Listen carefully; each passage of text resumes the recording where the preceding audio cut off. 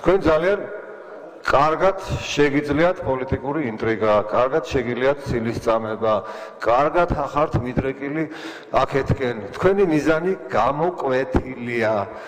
ამ მიზნის მისაღწევად, რომ რაღაცა გარკვეული ქაოსი შეიქმნას, ან დაიფაროს რამე, არც მკვდარსინდობთ, არც ცოცხალს, ხო? ეს აბსოლუტურად არის ნათელი და გასაგები.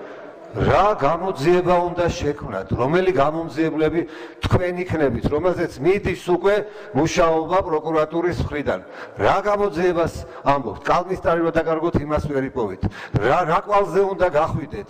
თქვენ ერთადერთი რაც არის, მხოლოდ და მხოლოდ არის ის, რომ გინდათ რომ რაღაცას ხელი შეუშალოთ ეხლა. ეს არის და ეს, იმიტომ რომ ზოგიერთ შემთხვევაში შესაძლებელია ვიძახი სწორედ წამოვიდეს კვალი იქითკენ.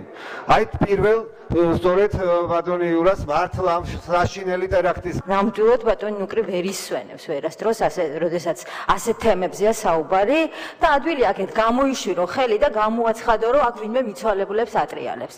თუ ვინმე მიცვალებულებს ატრიალებს, ეს ხართ თქვენ ბატონებო ნამდვილად უმრავლესობიდან. მე შეგახსენებთ თქვენი ჭორიკანა პროკურორის გამოსვლას, რომელიც ყავდათ არჩილ კბილაშვილის, რომელიც გამოვიდა და პირდაპირ მადლობა გადაუხადა და თქვა რომ არა ეს ადამიანები მიცვალებულები ჩვენ ვერ მოვიპოვებდით თანამდებობებს.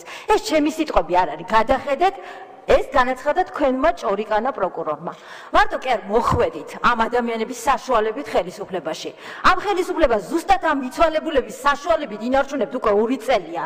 არ დაგავიწყდეთ ეს ამბავი.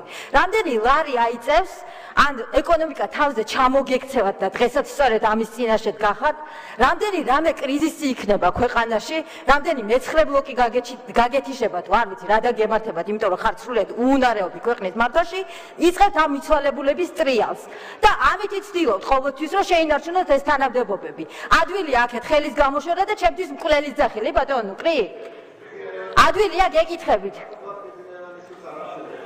და კიდევ ერთი არ დაგავიწყდეთ რა გამოცდილება გაქვთ ბარბარე რაფალიანძეზე. როდესაც გამოდექით და ღვინიაშვილს მაცადეთ საუბარი თქვენი დრო არ არის. მაცალეთ საუბარი, მე შემიძლია შეგახსენოთ როგორ დარბოდით აქ თბილისის ომის დროს ავტომატით, როგორ დაჭერით თქვენი კოლეგა, შემიძლია შეგახსენოთ ყოველ წუთში. და რაღაცა არსებობს, უბრალოდ როცა გამოიშვერთ აქ ხელს და მკვლელს დამიძახებთ, არ დაგავიწყდეთ თქვენ რა მოაწყეთ ბარბარე რაფალიანძეზე და როგორ დაგიბრუნდათ ეს ყველაფერი უკან. და ძალიან უხერხულია, როდესაც იური ვაზაგაშვილის მკვლელობაზე აქეთ იშვერთ ხელს. ესეც ისევე შემოგიტრიალდებათ, როგორც ბარბარე რაფალიანძე, არ დაგავიწყდეთ. და თქვენი სკამების შესანარჩუნებლად არ ღირსათ ყოველ წუთში შემთხვევით ხელის გამოშერა და მკვლელის ძახილი. შეიკავეთ თავი თუ შეიძლება. მადლობა. სხვა ფრაქცია